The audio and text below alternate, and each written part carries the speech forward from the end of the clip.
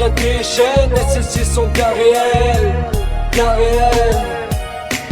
On n'est pas les plus à plaindre, la tête dans les médias.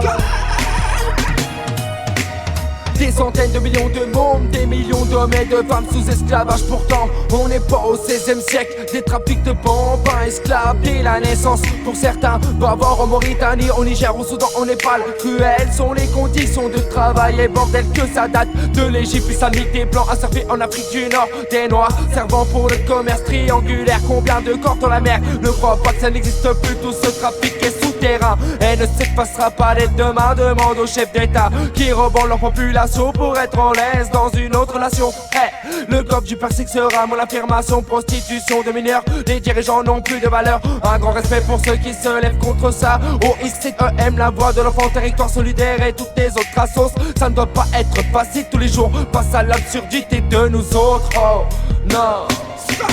Dans ce monde y'a des chaînes et celles-ci sont bien réelles. On n'est pas les plus à plaindre, la tête dans les médias. On fait semblant de rien ne voir en dehors des territoires. Qui peut arrêter le massacre?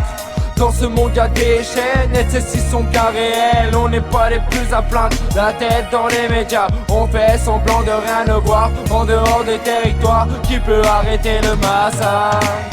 Ils n'ont plus le droit de propriété sur eux-mêmes. Imagine combien de peuples en scène, combien de gouvernements s'en servent. J'ai pas attendu la loi Taubira pour comprendre qu'ils détruisaient l'humanité. L'esclavage existe encore, financé par des gros porcs. Et quand tu comprends tout ça, t'as envie de vivre à poil. Les vêtements, l'automobile, la nourriture et j'en passe sont des trafics bien dégueulasses. Des salaires qui se comptent en centimes, de la maltraitance des victimes. Et on pense à des retraites de débiles. Crois pas qu'on est les plus à plaindre. Va voir en Asie et dépose des plaintes.